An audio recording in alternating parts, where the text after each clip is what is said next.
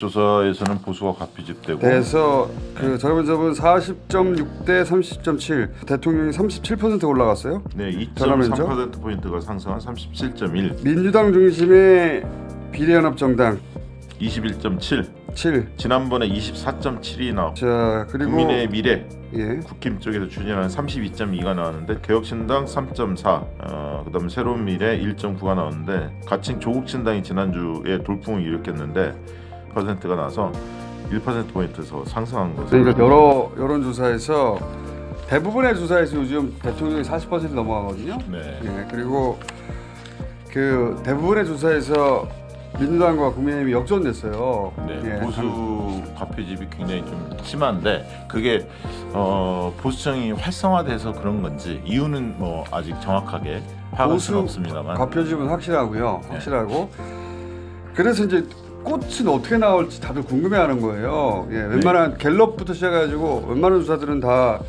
그렇군요. 리얼미터도 대체로 그런 경향 아닙니까? 네, 리얼미터도 오래간만에 대통령 지지도가 주간 집계로 40%대로 올라섰고요. 그다음에 정당 지지도도 국민의힘이 앞섰죠.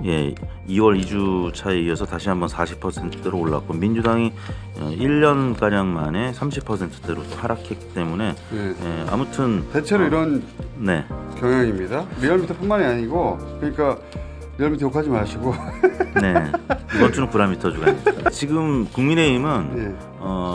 경선 스케줄이 예. 이번 주에도 계속 여론조사가 특히 이루어지기 네. 때문에 경선이 이루어지는 지역구 후보들은 계속 문자를 보내고 있습니다. 그래서 그렇죠. 이번 주까지는 적어도 국민의힘은 컨벤션 효과를 누릴 수밖에 없는 주간. 그렇죠. 그리고 그 4년 전을 되돌아봐도 2월 둘째 주부터 시작해가지고 3월 둘째 주까지 한 달간 내내 국민의힘이 앞섰어요. 그러니까 아니 민주당이 180석 했잖아. 네. 압도적으로 이겼던 거 아니야? 여론도? 아니에요. 한 달 전에 바뀌었죠.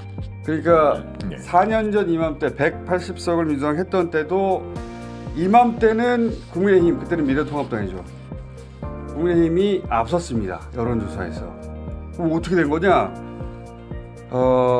한 달 전부터 변화 기류가 생겨서 3월 중순 이후 3월 말께 돼서 사실은 그 틀에 잡혔죠. 그리고 막바지 아무튼 미래통합당의 일부 의원들의 막말 파문이 워낙 컸기 때문에 그게 크게 작용을 했고 그리고 네. 코로나를 잘 대처했는데 그 부분에 대해서 심하게 정부를 비판했었죠 당시에. 1, 야당이. 2월까지는 마스크 대란 네. 마스크 대란 가지고 장사를 톡톡히 했죠. 그래서 여하간 대통령 지지율도 40% 중반이었어요. 문 대통령은 평균이 최저치가 거의 40%거든요. 맞습니다. 근데 그때가 40% 중반이에요. 총선 바로 네. 직전에.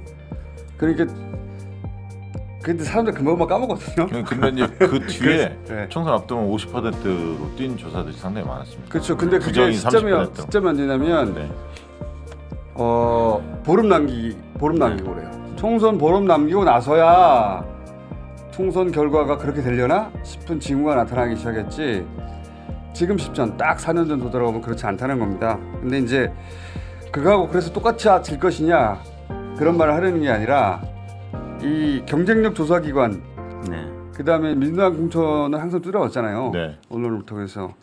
그리고 민주당은 지금 워낙 국회의원 분들이 많기 때문에 그리고 맞아요. 또 물갈이 안 하면 또 안 한다고 뭐라고 할 것이고 또 하고 있는 과정이 비명 행사 뭐 이런 논란이 비명 행사. 네 논란이 비명 이제 행사. 근데 국민의힘 지금 어떻게 보면 거의 물갈이를 안 하고 있잖아요. 국민의힘은 현역 불패. 현역들 컷오프가 없고 네. 경선을 가도 불패예요 다. 네. 단기적으로는 어차피 이제 특검 논란 때문에 지금 이렇게 가고 있는 것 같은데 단기적으로는 이 효과가 있을 수 있는데 국민들이 또 새 정치에 대한 기대가 있기 때문에 나중에 이제 물갈이에 대한 어떤 집계가 나올 거 아닙니까? 네, 그러면 네. 변화의 어떤 최신의 노력이 부족했다라고 하면 거기에 대한 평가가 있을 수 있으니까요. 그래서 여러 가지 종합해서 저희 여론조사 꽃도 보수가 과표집 됐어요. 여전히 보수가 네. 과표집돼서 전화면접 조사에서는 보수가 과표집되고 돼서 그 전화면접은 40.6 대 30.7.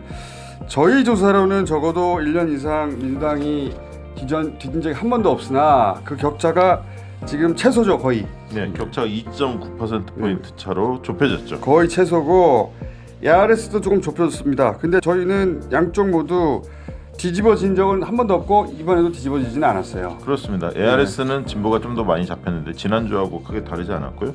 중도층 변화를 한번 유심히 봤는데요. 중도층에서도 민주당이 전화면접 조사에서는 2.4가 빠지고 국민의힘이 2.9가 올랐는데 반면에 ARS에서는 중도층에서 민주당이 1.0이 오르고요. 국민의힘은 오히려 6.2가 빠졌습니다. 그래서 중도층에서 큰 변화는 없었다. 그러니까 이제 ARS가 상대적으로 정치 고관여층, 이제 저희 기준으로 말하는 겁니다. 정치 고관여층이 표집된다고 했을 때 밑바닥이 바뀐 건 아니다. 저희는 그렇게 해석합니다. 이 저희 조사상으로는. 근데 저희 빼고는 거의 모두가 다 역전돼 있습니다. 그거 감안하시고. 아무튼 밴드웨건 효과가 분명히 있기 때문에 여론조사가 그렇죠. 그렇게 많이 발표가 되면 아무튼 진보층이나 민주당에서는 이제 긴장할 수밖에 없는 지표들이 나오고 있습니다. 맞습니다. 여러 가지 국민의힘의 경쟁력 조사 기관이기도 하고, 네.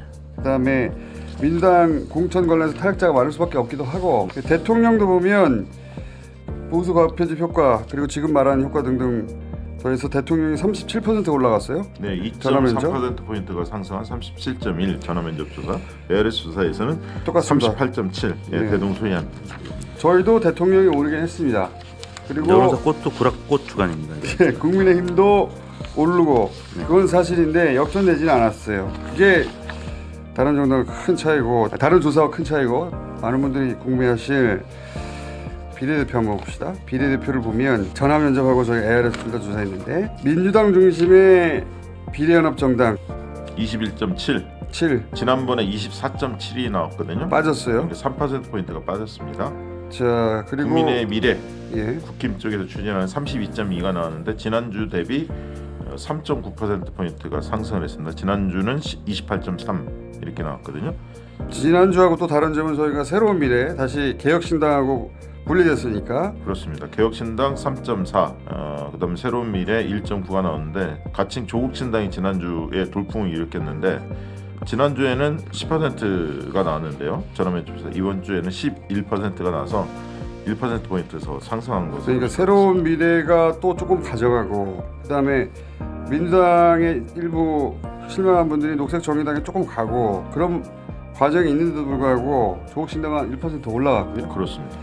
ARS는 더 큽니다. ARS는 민당 중심의 비례연합정당 30.6, 지난주에는 35.4였거든요. 예. 그러니까 한 4.8%포인트가 하락을 했습니다. 국민의힘이 추진하는 국민의 미래 35.1이고 지난주 34.6으로 0.5%포인트 올랐습니다. 여기는 큰 변화가 없는데 민당이 빠진 거죠. 그렇습니다. 그 빠진 게 어디로 갔냐? 조국신당으로 갔습니다. 예, 지난주에 조국신당이 13.6이 나왔는데 이번에는 17.0으로 3.4%포인트가 상승을 했습니다.